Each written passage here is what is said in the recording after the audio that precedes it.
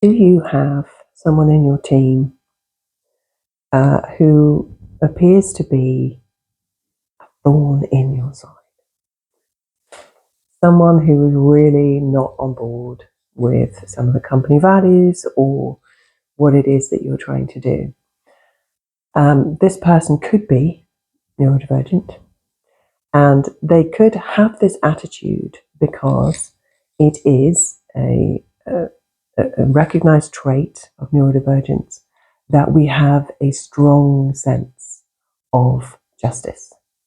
And that's why you will often find us in the military, in the police, human rights lawyers, that kind of thing.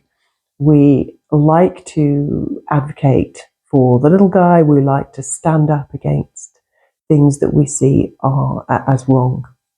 And so if you have someone like this in your business, it can feel difficult, can feel stressful for all concerned. But maybe it's a wake-up call. Maybe it's time to, explore, is your business, is this decision you've made as ethical as it can be? Obviously, there needs to be expediency in business. Obviously, there needs to be pragmatism. But sometimes it can be really useful to have this feedback from someone in your business. Because I think, well, this is just my personal view, but I think, capitalism has allowed some organizations, some people to kind of justify ignoring moral standards, not meeting moral standards in order to make money, to make a profit. And just an invitation, really, to have a conversation with whoever this critic is, because a lot of the time it could just be, a mismatch of understanding.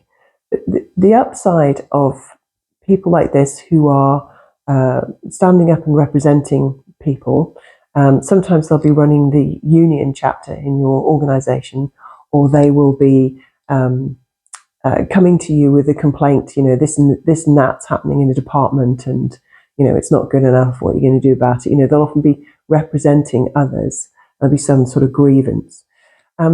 But imagine if you were able to have that person being an evangelist for your business. Imagine if they took all that advocacy and all that searing sense of what's right and wrong, and they were actually out there doing that on behalf of your business, representing your business.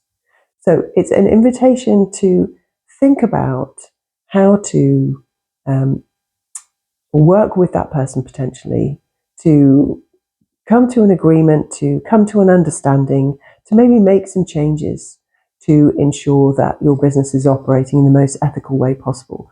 Because if you do that, you can turn that person from a critic into an advocate, a really passionate advocate who will go out there on your behalf to clients, to the wider world, and sing the praises of this business. There's no more convincing salesperson than someone who actually genuinely loves the product themselves. So allow yourself to feel confident as a leader, confident as a manager. And when if you're getting this feedback from a particular person, engage with them in conversation, find out what their model of the world is, how they're seeing it, and see if there's a way that you can reach a position, reach an agreement where they actually start advocating for you. Because a lot of these people, a lot of neurodivergents, me included, will end up working in HR, for instance, because they are representing the employees, but also representing the business. So it's an opportunity to discover more and potentially create really powerful advocates in your organization.